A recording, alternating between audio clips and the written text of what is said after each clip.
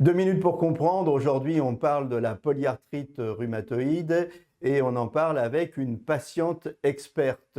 Ghislaine, vous êtes en duplex.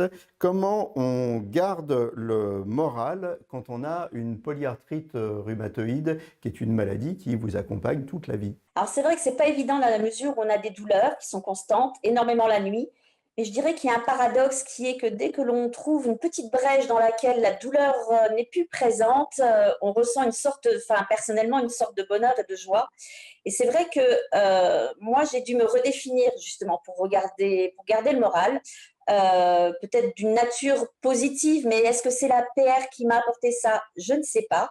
Je me donne en tout cas régulièrement des objectifs de vie. Je m'oblige à garder un lien social pour garder le moral. Il est hors de question que je ne vois plus ni mes amis ni la famille. Et puis également, se créer des activités de plaisir. Pour ma part, c'est la peinture, d'autres, ça va être le jardinage, faire les choses, mais à sa portée. Avec, on a un seuil, je dirais, un curseur qui est peut-être autre que les autres, mais continuer à avoir ces activités de plaisir pour sécréter peut-être de cette hormone l'endorphine, je crois, l'hormone du plaisir.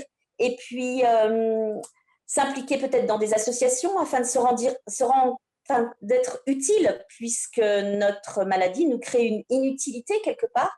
Donc, avoir un lien du bénévolat peut également aider.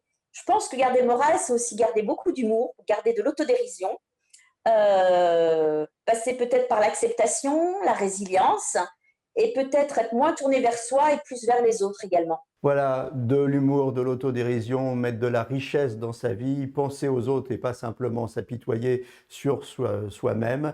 C'est les recettes du moral et du bonheur de Ghislaine. Merci beaucoup d'avoir été avec nous. À très bientôt et d'ici là, portez-vous bien.